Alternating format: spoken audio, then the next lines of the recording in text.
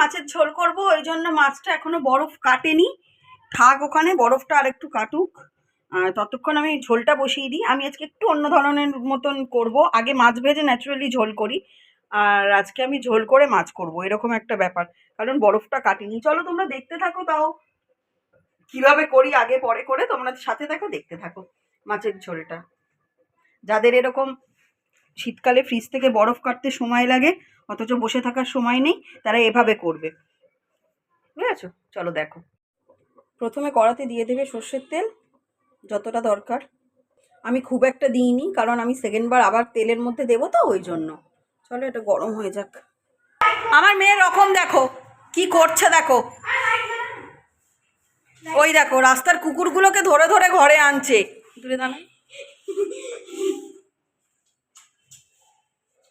রাস্তার কুকুর সব ধরে ধরে বাড়িতে এনে ওই করছে। আরে চটকাস না, ওদের গায়ে পোকা থাকে, এই জন্য না। তুই বাথরুমে ঢোক, চল। আচ্ছা মিল্কি, যাও, ওকে মিল্কিকে ছেড়ে দিয়ে এসো বাইরে। আরে ঘরে ছাড়িস না, আরে রাস্তার কুকুর, ঘরে ছাড়িস না।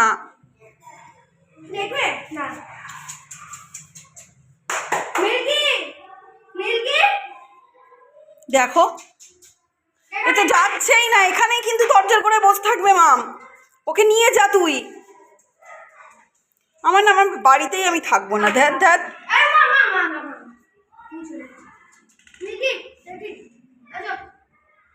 যা তুই ওকে নিয়ে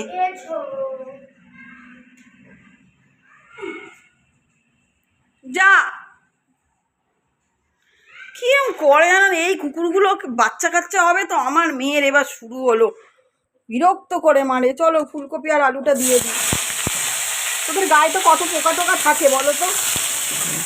দেখো আমি কিন্তু কোনো ফোড়ন দিলাম না, তেলের মধ্যে আলু ফুলকপিটা একসঙ্গে ভাজবো।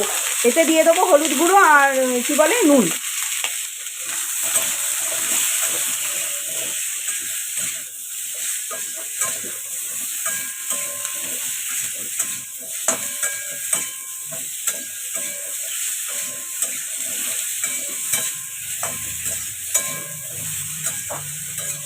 এটা ভালো করে ভাজবো। এ দেখো ভালোই ভাজা ভাজা হয়ে গেছে। এবারে এখানে দিয়ে দেবো আমি জল, দিয়ে চাপা দিয়ে দেবো, এটা সিদ্ধ হবে আলু ফুলকপিটা। আর একটু জল দিয়ে দেবো, কারণ তো মাছের ঝোল করছি, ওই জন্য সিদ্ধ হবে। এটা চাপা দিয়ে দিই, তারপর আবার পরেরটা দেখাবো অবশ্য তোমাদের। আর এখানে ফ্রিজ খুলে দেখলাম এতটা লাউ শাক রয়েছে। শাক পাতা তাড়াতাড়ি পচে পচে কুড়ে যায়, ওই জন্য ভাবলাম লাউ শাকটা করে ফেলি। ঘরে পোস্ত নেই, কিন্তু শঙ্কর তো চিংড়ি মাছ খায় না, আমাকে পোস্ত দিয়ে করতে হবে। চলো বরং আগে পোস্তটা নিয়ে আসি, দোকান বন্ধ হয়ে যাবে। লাউ শাকটা 10 মিনিট দেরি হলে অসুবিধা নেই। আমি ভালোবাসি, বুঝলে? যেসে রাস্তার কুকুরে হাত দেবে না। ও মার খাবে, মরে যাবে আমার হাতে আজকে শেষেও। তুই সবার এইসব কুকুরের মা হয়ে যা, তুই এই অনাথদের মা হয়ে যা। অনাথ না গো, মায়ের মা আছে আমার, ওর মা খাবার আনতে গেছে। ফুলকপি আর আলু সিদ্ধ হয়ে গেছে, চলো এটা নামিয়ে নেব। তেল গরম হয়ে গেছে, মাছগুলো আমি ভেজে নিই এক এক করে।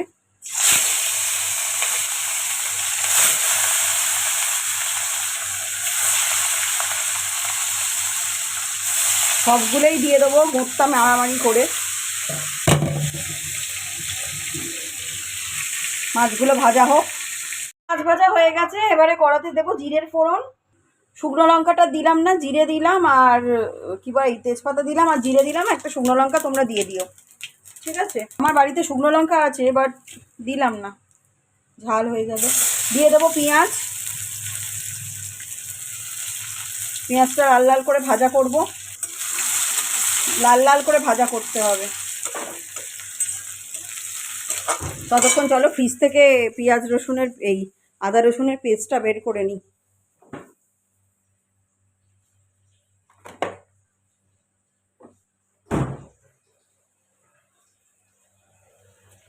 এটা থাক। সিমগুলো ঝোলে দেবো ভাবলাম, হালকা ভেজে, ভুলে গেছি।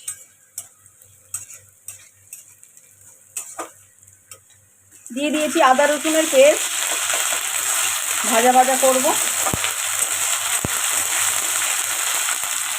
দিয়ে দেবো টমেটো কুচি, এটাও একসঙ্গে ভাজা ভাজা করবো।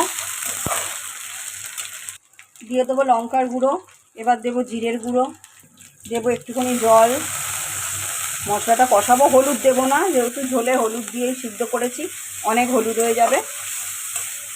এটা ভালো করে কষাবো যতক্ষণ না তেল ছাড়ছে ততক্ষণ। দেখো মশলা কষে পুরো তেল ছেড়ে দিয়েছে, খুব সুন্দর একটা গন্ধ বেরোচ্ছে, যেটা আমি পাচ্ছি তোমরা পাচ্ছ না। খাবারে হেলে যাচ্ছে যে, দেখো তেল ছেড়ে দিয়েছে।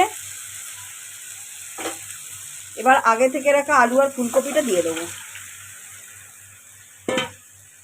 দিয়ে দেবো নুন, ব্যালেন্সটা ঠিকঠাক করার জন্য 1 চিমটে মিষ্টি। না দিলেও হয়, কিন্তু দিলে বেশ সুন্দর লাগে, ব্যালেন্সটা হয়।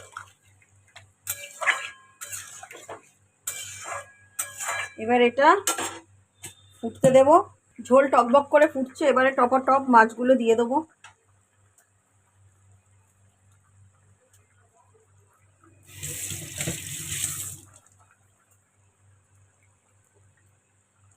এবার মাছগুলো দিয়ে একটু ফোটাবো, আমাদের ঝোল রেডি। কতদিন হলো ধনেপাতা নেই, বলতে আর ভুলে যাচ্ছি। এইভাবে মাছের ঝোল করবে, দারুণ খেতেও লাগবে। আর বরফ না করলে কি করার, বসে থাকতে হবে ততক্ষণ, এভাবেই বানাতে থাকবে। একে নিয়ে না আর পারি না, ঠিক বসে বসে ড্রয়িং করছিল। এই দেখো ক্রিসমাস ট্রি ড্রয়িং করছিল, সন্দেশ এসে বললো কুকুরটা নাকি ড্রেনে পড়ে গেছে, চান টান হয়ে গেছে, আবার তাকে তুলতে দৌড়ালো। আমার না এই কুকুর করে না আমার না মাথা খারাপ হয়ে যাবে জানো তো, আর ভাল লাগে না আমার।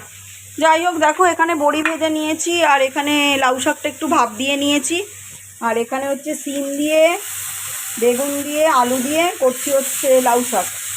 এতে মূলো দেয় কি না আমি জানি না, লাউ শাকে মূলো আমি কাউকে দিতে শুনিনি।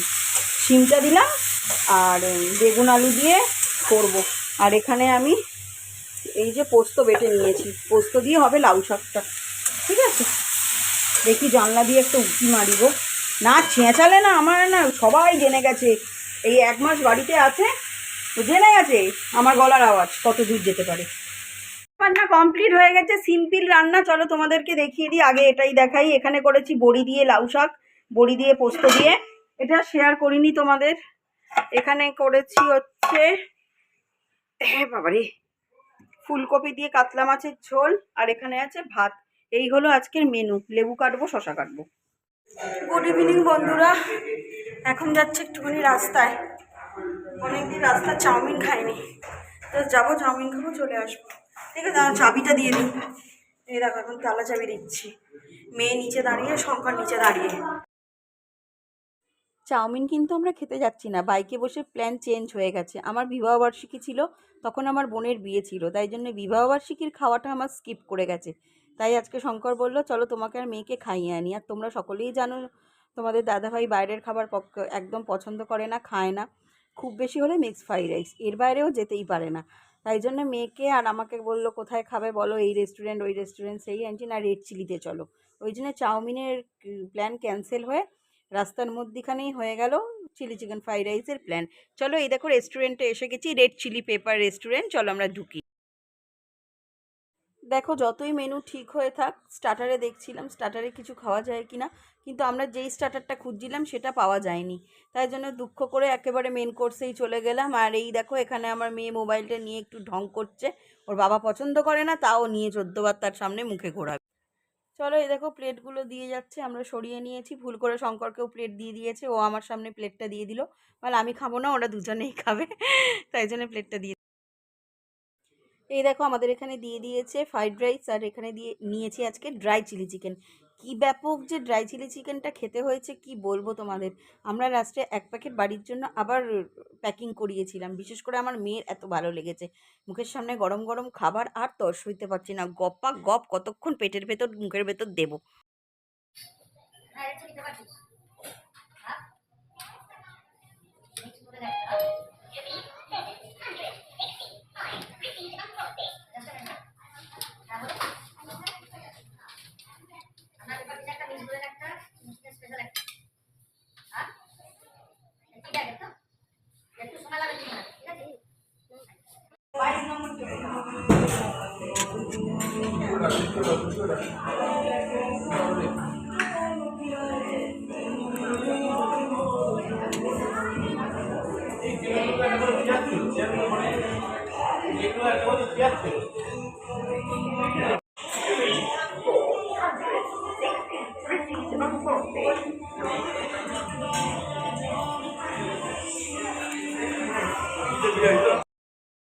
ওখানে খুব একটা ভালো ডেজার্ট ছিল না, তাই জন্য শঙ্করকে বললাম চলো মিষ্টির দোকানে যাই, বলে গপা গপ মিষ্টি খাচ্ছি।